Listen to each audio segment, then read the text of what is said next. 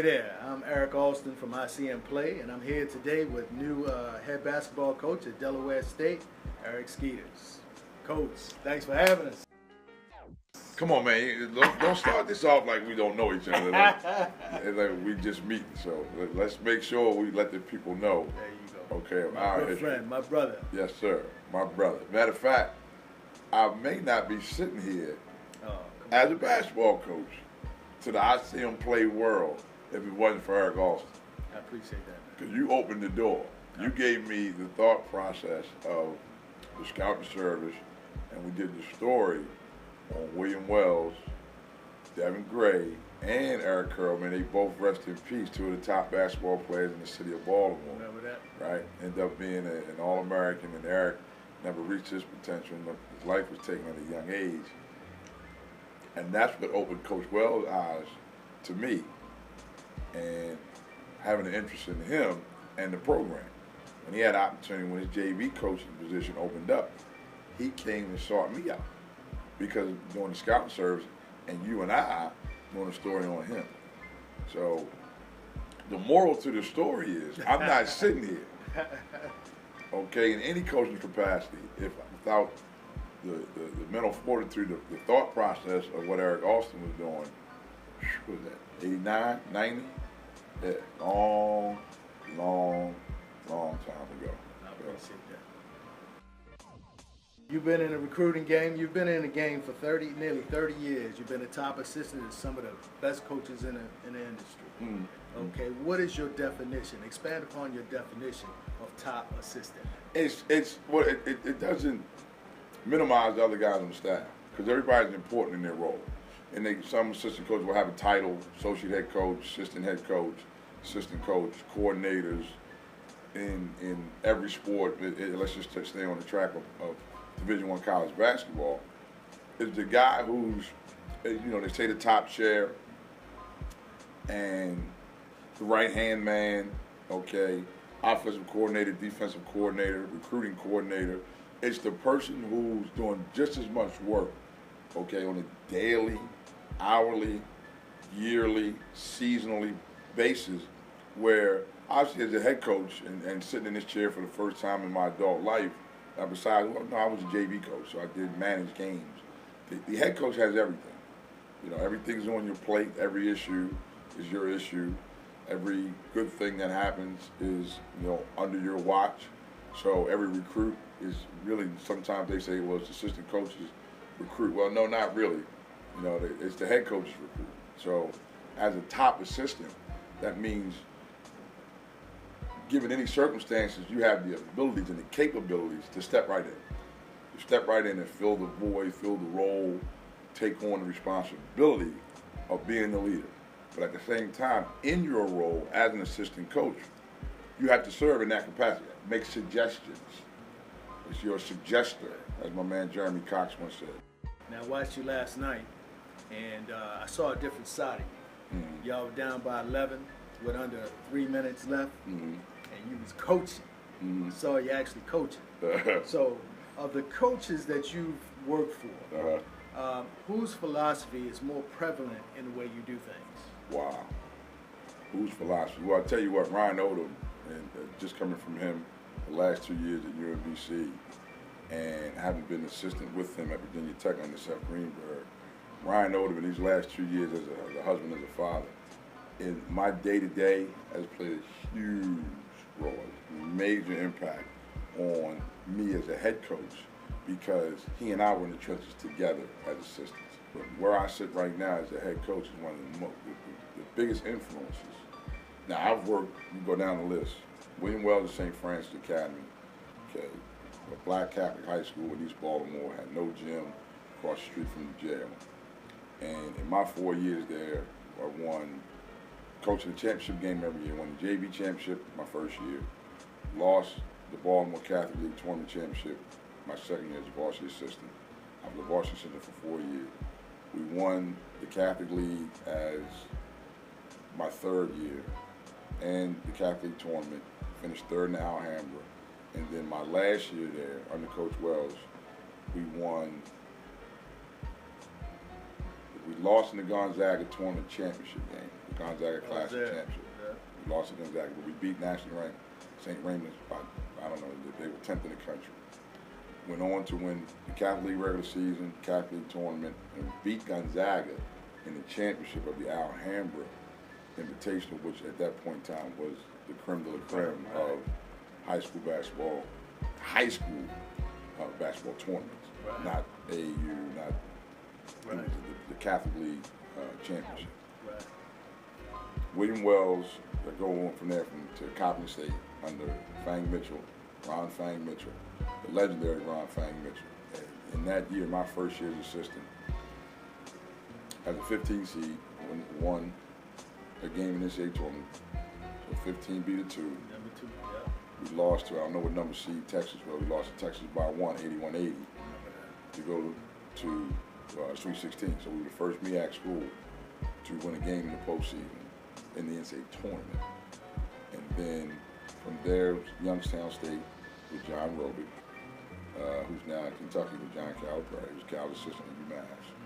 From there was Virginia Tech under Seth Greenberg. From there was Alston University under Pat Kennedy. From there it was University of South Florida under Stan E. From there it was George Mason under Paul Hewitt. And then the next stop was UMBC. They've all had an influence. They've all, and I'd be doing them all at this, not I had to mention each and every one of them. And the assistant coaches that I work with, Derek Brown and Coppin, to Nate Dixon, Bryce Crawford, and Griff Aldridge at UMBC. And I'll give you this, just so it puts things in perspective of what we accomplished and what's capable of guys coming together as a staff, as coaches. This is coaching strictly. But we were all very faithful, faith-driven Christian men, believers, all believers. And year 1 to year 2, we did a better job of our fellowship as a staff, okay? And in 2015-16, the 5 guys I just mentioned, Ryan Odom, Nate Dixon, Bryce Crawford, Griff Aldridge, and Eric Skeeters, none of these 5 coaches were coaching Division I college basketball. In 2015-16, Ryan, Nate, and Bryce were at Lenore Ryan in North Carolina Division II school. Griff Aldridge was a partner in a law firm in Houston, Texas. Eric Skeeters was an unemployed basketball coach in Fairfax, Virginia, working multiple jobs. I've taken a little bit of all of them, literally. I've taken a little bit of all of them. From Fang and his preparation. He was athletic director at Coppin State. I was first year assistant coach, 20-some years old, making no money, finishing up my degree. He helped pay for my degree. I mean, he went leaps and bounds. And his assistant, Derek Brown, was my mentor. It's a process of time and score. It's a process. It's a thought process of, substitution. It's a thought process of man versus zone. Playing fast, walking it up. It's a lot of different things that go into it. And I'm blessed to have the staff I have. I'd be remiss to not mention Keith Goody, Kevin McClain, and Stephen Mookie Stewart, and Jane Hicks, the coaching staff I have here, and the leadership, Dr. Michu, Dr. Wilma Michu, our president here at Delaware State, and Dr. Scott Gines, who probably, the opportunity of a lifetime does not happen with Dr. Gines does not go with his gut. He goes with his gut and gives me an opportunity to be a head coach. I'd be remiss if not for, with all the processes of trying to interview and doing the things you do to become a head coach. Yeah. He in a nut as a coach, and he was an old baseball coach, Coach at Radford. Okay, was the head coach at VMI in Radford in his 20s. Coaches in the ACC at Virginia as an assistant coach. He was a coach. Right. He's a player and he's a coach. Right. So he gets it. He went with his gut. You go to the bullpen. Sometimes you go with your gut. Right. And he says he went with his gut to me. So, shout out to Dr. Gines and thank you for the opportunity. Thank you for going with your gut. I think you made the right call. There you go. Yeah. There you go. Delaware State University is in the heart of Dover, a military community. Mm-hmm. Okay. You've got 3 large metropolitan areas, 2 of them 58 miles away. Baltimore and the city of Philadelphia, and then D.C., 2 hours away. How do you convince a recruit to come to this type of environment? Well, this year in inheriting the program, this in year one, it's laying the foundation. And so the recruiting base for this institution is second to none because, like you said, you're an hour to 2 hours away from the most talented recruiting base for college basketball. These high school programs from New York, New Jersey, Philly, Delaware, Baltimore, Maryland, Eastern Shore, D.C., Northern Virginia, 757, Southern Virginia. Yeah. I mean, what else? I mean, you can go to Florida and other places, but within a 2 hour drive from this campus, it's everything and anything. I mean, you look at the programs that recruited these areas and the success. You got national championships that come out of recruiting in this, in this recruiting base. So we sit in a great situation because you got Rehoboth Beach an hour away, Bethany Beach. You got the city of Philadelphia, city of Baltimore, Washington D.C., the nation's capital. Listen, we're lucky. We're lucky to sit where we sit. Dover is a NASCAR town where you have Dover Downs Raceway and the casino right across the street from campus. It's an unbelievable atmosphere when NASCAR comes to town. This campus and this institution, the mantra is enter to learn, go forth and serve. Delaware State, enter to learn, go forth and serve. And in this community, this institution has done that since the doors opened. Well, shout out to Rob Milstead, who's a product. Rob Milstead inspires me because Rob Milstead, our football coach, came to play here, okay, and he'll tell you, I love hearing this story about coming to this dump, as he called it, okay, in the late 1980s, okay, and winning multiple MEAC regular season championships, being drafted in the NFL, or mind you, graduating from Delaware State with his degree, going on to play, I want to say 8 to 10 years in the NFL, and winning a Super Bowl with the San Francisco 49ers. And now he's back here at home, okay, leading his program, coming back home. He is a product and he is a shining example of the people that's here at Delaware State. I mean, Rob Milstead inspires me. Like having meeting this guy and spending time with this guy and breaking bread with him and hearing his story. What an unbelievable example to set for every family of kids that I'm recruiting to say, the sky's the limit. The sky's the limit for what your child can accomplish here at Delaware State. The sky's the limit. I like that. Now, what are your thoughts about the changes implemented by the NCAA and as they relate to the recruiting calendar? It's difficult because of what took place in the last year with the FBI investigation, and now they want to label 4 assistant coaches and 1 head coach as the face of corruption in college basketball. And I think it was a quick fix. I disagree, and I've heard other high-level coaches disagree with what they did and why. And we'll see how it works. We'll see if it works. The camps and putting things in high school. There's bad apples in all walks of life. There's bad politicians, there's bad cops, there's bad teachers, there's bad coaches, there's bad players. So yes, was something wrong with college basketball? Yeah, but there's so much more good that was going on in college basketball and grassroots basketball where a guy can get a job as a high level or have a national championship program like when you used to run your program, and you walk up to this Hall of Fame national championship coach in, let's say, Nolan Richardson in Arkansas, say, hey coach, back when we could talk to the coaches, hey, you guys and the college coaches can talk to each other. I don't know who put that rule in, that you can't talk. I thought freedom of speech in the amendment was an amendment in the Constitution. Right. But anyway, when you could talk to the coaches, and you could say, hey coach, congratulations on a great season. I think you might need to come check us out, see us play. I think I got some guys that can play for you. And then he comes to see you play, and then he follows you and signs 3 kids from your program. Like, that's impacting the lives of young men for the betterment of their futures, as well as a national championship basketball program. Like, I think that's a win-win. I think that's what's good in college basketball, that people don't talk about a lot, and it gets, brushed under the rug when something goes wrong. When you're playing the games, you're playing 2 games a day. Friday, Saturday, Sunday, you're playing 3 games a day. So it wasn't broke. You know, EYBL was a great thing because I was like, okay, now they playing for something. Now let's see what they made of. Now you can see in the heat of the battle, if this kid has, okay, with all his talent, can he win a game? Yeah, you top 5 in the country, and you on this Nike-sponsored AAU team, but you 0-12. Can you win a game? Can you help your team win a game? You know? Right. So you get to see that. Right. It's grassroots basketball. And some of these things that now, yes, again, there's peaks and valleys, good and bad and everything, but I don't think it was broken. It might need a little tweaking. But the summer calendar now, we'll see. We'll see how it plays. This, you know, a lot of things disappear, and I might be being a little too critical of what goes on, but I'm you know, just doing this as a profession, and people come and go, and making these rules, and the coaches, you know, we don't have a pension plan.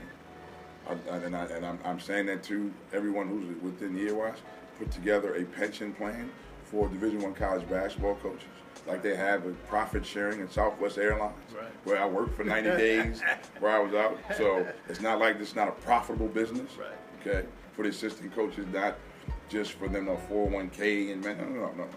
But I digress. So the rule changes need to be involving the coaches. Right. The rule changes need to be involved in the people that's actually affected by it. Right. Okay, on a daily basis, who are making these sacrifices and involved with these children and the academic support every day. That's what their occupation is. Right. So if you're not involving, and just as much the assistant coaches, in these the rule change, in these decisions, then you're really not doing what's best for the children who are being educated. Because those are the people that are involved every day with impacting the lives of these individuals and graduating them and moving them on to be functional and successful in society. And they do it way more than what we know. You were an assistant coach on 2 of the biggest NCAA victories of all time. Number 15 seed Coppin winning, beating South Carolina, the number 2 seed. And then just last year, number 16 seed beating Virginia, the number 1 seed by 20, 74-54. How does that make you feel? I'm truly blessed, unbelievable, and it's like you can't put into words when you come to work every day. I drove an hour and a half on a daily basis both ways at UMBC to work with my main man Ryan Odom, and he offered me a job. And you couldn't have told me in a million years that the payoff would be the first. It'd only be one first. It'd be the first ever. And the irony of it is you put the 2 together. So I come in and we had a great group of kids. A great group of kids at UMBC. Everybody.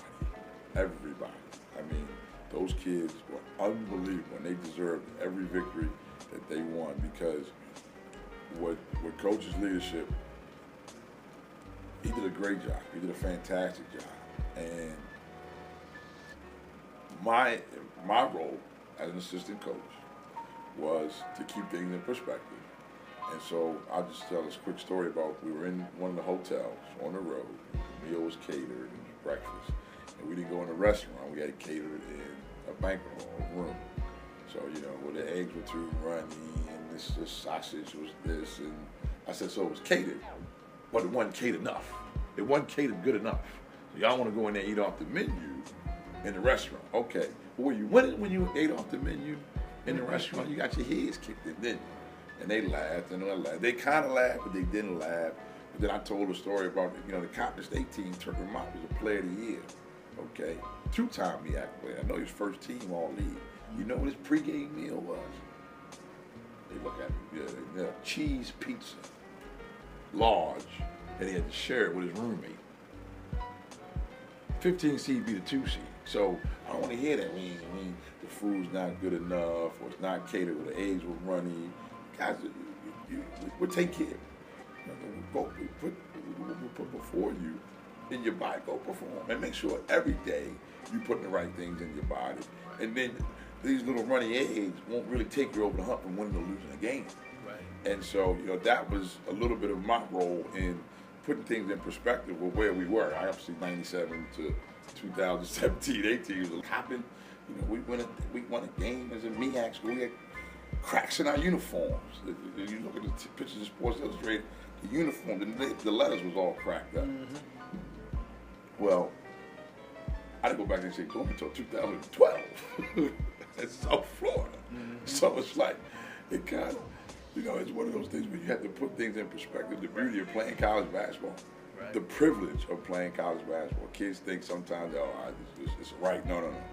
If you're to be, I don't give you a walk-on or a first-team All-American at the #1 team in the country, it is a privilege to be playing Division I college basketball at any level, but especially in the NCAA tournament.